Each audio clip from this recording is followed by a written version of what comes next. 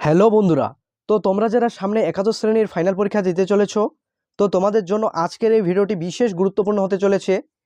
কারণ আজকের এই ভিডিওয়ে ক্লাস 11-এর সম্পূর্ণ দর্শন বিষয় সেরা মাত্র হাতে গোনা 8 থেকে 10টি 8 নম্বরের বড় প্রশ্ন বলে দেওয়া হবে। তুমি যদি এই বিষয়ে সারা বছর কিছুই না পড়াশোনা করে থাকো এবং শেষ মুহূর্তে এসে এই ভিডিওটির বলা প্রত্যেকটি প্রশ্ন তুমি যদি রেডি করে ফেলতে পারো, তো তুমিও কিন্তু ফাইনাল পরীক্ষায় এখান থেকে কিন্তু 100% কমন পাবেই এবং তোমার রেজাল্টও কিন্তু দুর্দান্ত হবেই। তো চলো সময় নষ্ট না করে দেখে নেব আজকের প্রশ্নগুলিকে। তো প্রথমেই দেখে নেব দর্শন অধ্যায় থেকে প্রথম অধ্যায় অর্থাৎ জ্ঞানের স্বরূপ ও উৎস। এই অধ্যায় থেকে যে প্রশ্নটি ভীষণভাবে গুরুত্বপূর্ণ দিয়ে পড়বে সে প্রশ্নটি হলো জ্ঞানের উৎস সম্পর্কে কান্টের বিচারবাদ আলোচনা করো। তো এই প্রশ্নটি কোনো রকমভাবে মিস করা যাবে না। এই প্রশ্নটি ভীষণ গুরুত্বপূর্ণ এই বছরের জন্য এবং এই প্রশ্নটি তোমার যদি রেডি থাকে তো দ্বিতীয় নম্বর যে প্রশ্নটি পড়ে যাবে, জানা বা জ্ঞান কাকে বলে? জানা ক্রিয়াপত্তি কয়টি অর্থে ব্যবহৃত হয়? জানা ক্রিয়াপত্তির বিভিন্ন অর্থ উদাহরণসহ আলোচনা করো। তো এই প্রশ্নটিও কিন্তু এবছরের জন্য ভীষণ গুরুত্বপূর্ণ। আশা করা যায় এই দুটি প্রশ্ন তোমার যদি পড়া থাকে এই অধ্যায় থেকে, তো ফাইনাল পরীক্ষায় যে কোনো একটি প্রশ্ন কিন্তু খুব সহজেই কিন্তু কমন পেয়ে যাবে। তো এরপরে পরের অধ্যায় অর্থাৎ কারণতা এই অধ্যায় থেকে যে প্রশ্নগুলি ভীষণভাবে গুরুত্বপূর্ণ। প্রথম প্রশ্নটি, হিউম কেন কারণ ও কার্যের মধ্যে আবশ্যিক সম্বন্ধ স্বীকার করেন না? এই মতটির কি গ্রহণযোগ্য? তো এই প্রশ্নটি এবছরের জন্য ভীষণভাবে গুরুত্বপূর্ণ। তো তোমরা যদি এই প্রশ্নটি কমপ্লিট থাকে তো দ্বিতীয় নম্বর দাগের এই প্রশ্নটি দেখে যাবে এক্সট্রাভাবে, প্রসক্তি সম্বন্ধ কি? কারণ ও কার্যের সম্বন্ধ কি প্রসক্তি সম্বন্ধ? সবিচার আলোচনা করো। তো এই প্রশ্নটিও কোনোভাবে অ্যাভয়েড করা যাবে না, এই প্রশ্নটিও ভীষণ গুরুত্বপূর্ণ।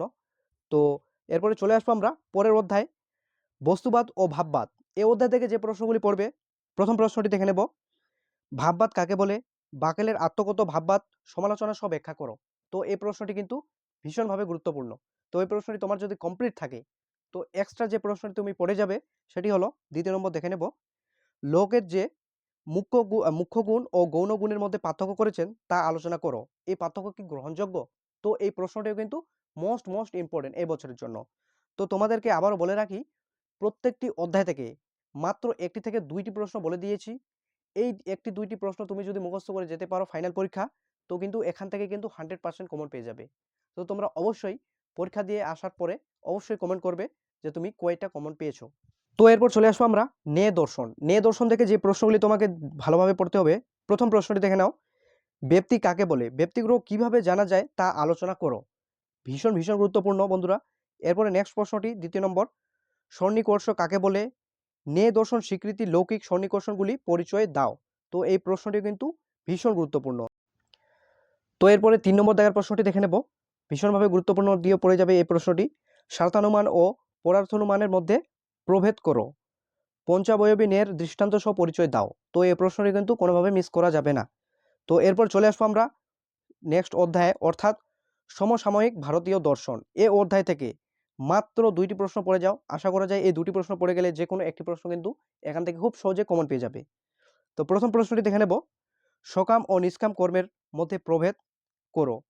বিবেকানন্দ কিভাবে নিষ্কাম কর্মের স্বরূপ নির্দেশ করেছেন? তো এই প্রশ্নটি এবছরের জন্য ভীষণ গুরুত্বপূর্ণ। তোমরা দেখবে প্রত্যেকটি স্কুলে কিন্তু এই প্রশ্নগুলি দিবে। তো তোমরা ভালোভাবে প্রশ্নগুলি প্র্যাকটিস করে যাও। এরপরে দ্বিতীয় নম্বর দাগের প্রশ্নটি দেখে নেব, মানবতাবাদ কি? রবীন্দ্রনাথকে অনুসরণ করে মানবতাবাদ সম্পর্কে আলোচনা করো। তো এই প্রশ্নটি কিন্তু এবছরের জন্য ভীষণ গুরুত্বপূর্ণ। তো এই ছিল আজকে সম্পূর্ণ দর্শন সাজেশন।